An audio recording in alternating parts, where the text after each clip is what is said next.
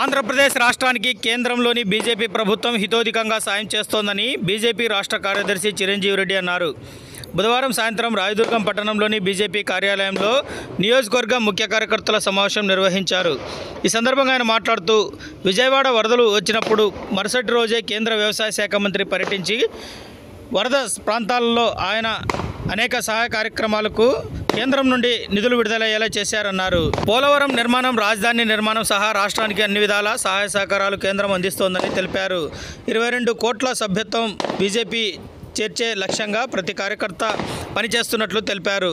కార్యక్రమంలో బీజేపీ రాష్ట్ర కార్యవర్గ సభ్యులు జింకా వసుంధర, నియోజకవర్గ అసెంబ్లీ కన్వీనర్ హీరోజీరావు, పట్టణ అధ్యక్షుడు అంబాజీరావు, నాని, తిమ్మప్ప, ప్రకాష్ తదితరులు పాల్గొన్నారు. భారతదేశ ప్రభుత్వం నరేంద్ర మోడీ గారి ఆధ్వర్యంలో ఇతోధికంగా మన రాష్ట్రానికి, ఆంధ్రప్రదేశ్కి ఇతోధికంగా సాయం చేస్తూ ఉంది.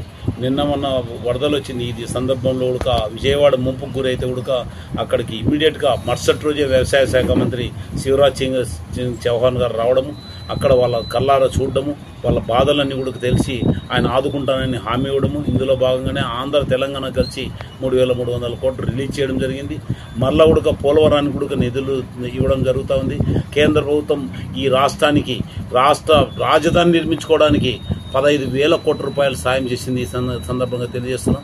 అదే రాష్ట్రాల్లో బీజేపీ రాష్ట్రాలు సపరేట్ రాష్ట్రాలు చేసినప్పుడు ఛత్తీస్గఢ్ కానీ, ఉత్తరాఖండ్ కానీ, అలాగే జార్ఖండ్ చేసినప్పుడు కూడా అక్కడ ఇచ్చిన సాయం కేవలం 600 కోట్లు మాత్రమే. ఇది గమనించాలి.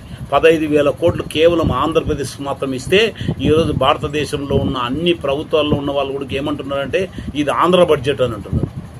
ఆంధ్ర బడ్జెట్, కేంద్రంలో ఆంధ్ర బడ్జెట్ అని అంటున్నారు. నేను ప్రత్యక్షంగా ఢిల్లీలో ఉన్నాను పార్లమెంట్ జరిగినప్పుడు. ఇది ఆంధ్ర వాళ్ళ కోసం బడ్జెట్ పెట్టారు, బీహార్ వాళ్ళ కోసం బడ్జెట్ పెట్టారు, ఇది వేరే దేశం బడ్జెట్ కాదు.